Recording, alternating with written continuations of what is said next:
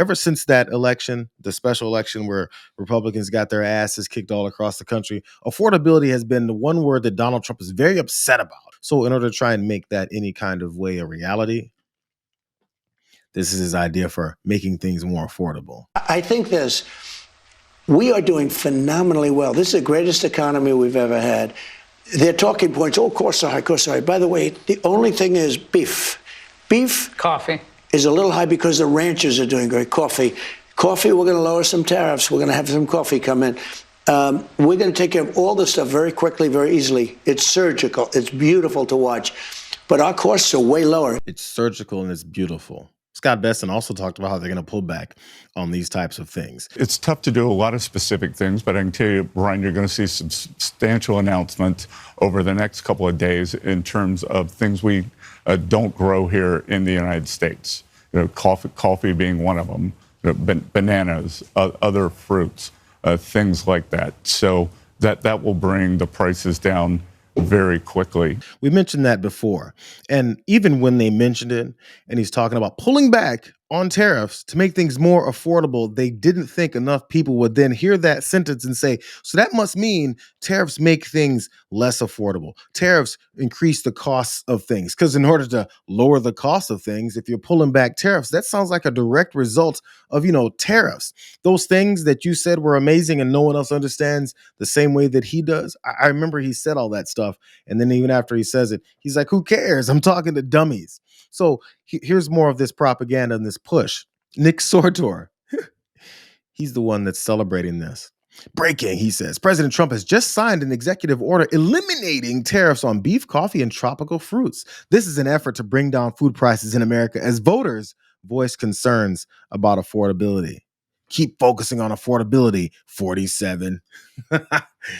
So 47 is having a fight with 45 about affordability when both of them sons of bitches kept destroying things. In fact, in real time, continues to destroy it. So as usual with Donald Trump, he finds a thing that's working perfectly normally, destroys it, makes things worse while claiming things are getting better. Then when those can no longer have that, propaganda fight anymore because he's losing it, he then reverses course on the thing that he caused to make things worse and then walks around high stepping like he just did something when all he did was undo what he did.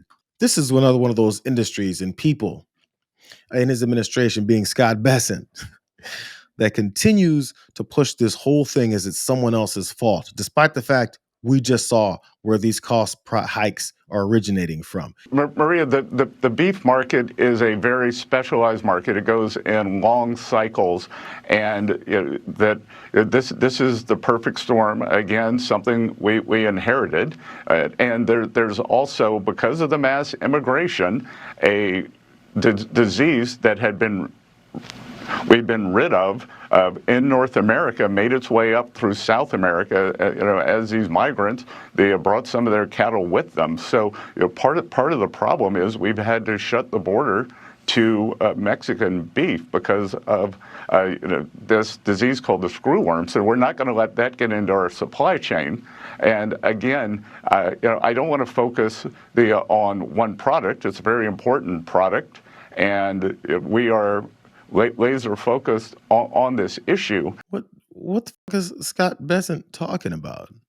Beef prices are high. First off, beef prices are high. We heard last week and the week before from this administration because of the Packers. Also, the beef prices are high because of the ranchers. The beef prices are high because of Joe Biden. It's always someone else. Isn't it weird? Now beef prices are up, and Scott Besson wants you to think it's because of how Mexican ranchers or people are they're bringing across the border some tainted beef.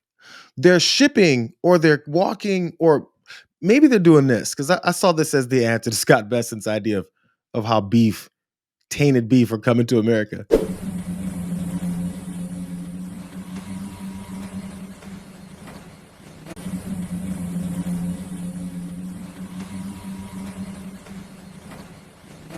Build that wall. I mean, we need to build a wall that cows apparently can't jump over with the help of their fellow cows. I didn't come up with that. Someone else posted that because everyone's all on these dum-dums heads all over the internet. This is actually what they were talking about. This is what Scott Besson was trying to talk his way around, was this CEO of Omaha Steaks, and he's talking about the price of beef because he's the CEO of Omaha Steaks. Look, domestically, we need to get our arms around it. Last time we got together, we talked about how the herd is at a 70-year low, demand is at an all-time high, and the net result is prices are through the roof. So there's this concept in the industry called heifer retention, and it's a decision that the rancher and the feedlot operator make to hold back the female animal to build the herd as opposed to send it to market. Now, that's a double-edged sword. We've started to see good signals that that's happening, but that means that the supply is going to continue to shrink as fewer cattle are going to market. So we are headed for what I'm calling, Maria, the $10 a pound reality. By third quarter of 26, families are going to see $10 a pound ground beef in the grocery store.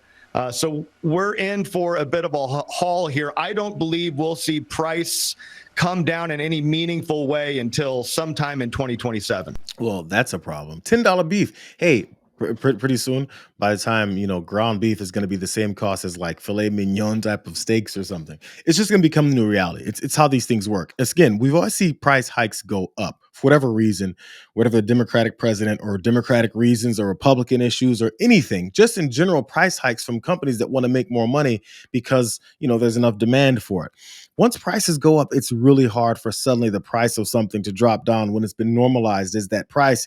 And maybe you've priced people out from buying it or distancing themselves from it. Now you've compounded the issue, and you have to go back to their normal go-to move here. Here's Brooke Rollins, the ag secretary. It's definitely not Donald Trump's fault. From the CEO of Omaha Steaks. What is meat going for right now? $4, $5 a pound? He's talking about $10. Well, that's right. And I sure look forward to talking to him. I saw him on your show. We had it on in the office on Friday. I thought he was very well spoken.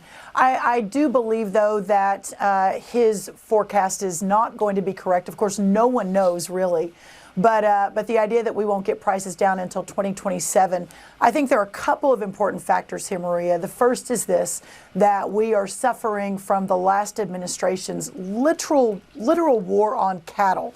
If you remember, they wanted to reduce the herd sizes because they believed that cattle caused climate change. I mean, that wasn't that long ago that was sort of a common narrative. So lots and lots of issues there as we rebuild the herd based on the devastation of the last administration's policy.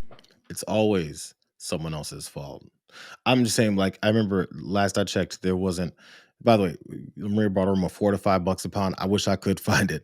I think it's like $7, or I'm seeing it a lot, dollars a pound. So she can keep having all these grand, lofty ideas and hopes and dreams of things being different. But as was said before, when you make certain kinds of decisions like they did in April and destroyed so many different things economically, it's really hard to pull it all back as quickly as they keep saying that they would. Even other issues that had to be dealt with, they can't take care of it because they don't care to take care of it. They care to doing things that make Donald Trump feel good. And he doesn't think very deeply. So everything that makes him feel good is usually based in stupidity. And then we all pay the price later, or later being right now. And then later's going to get worse.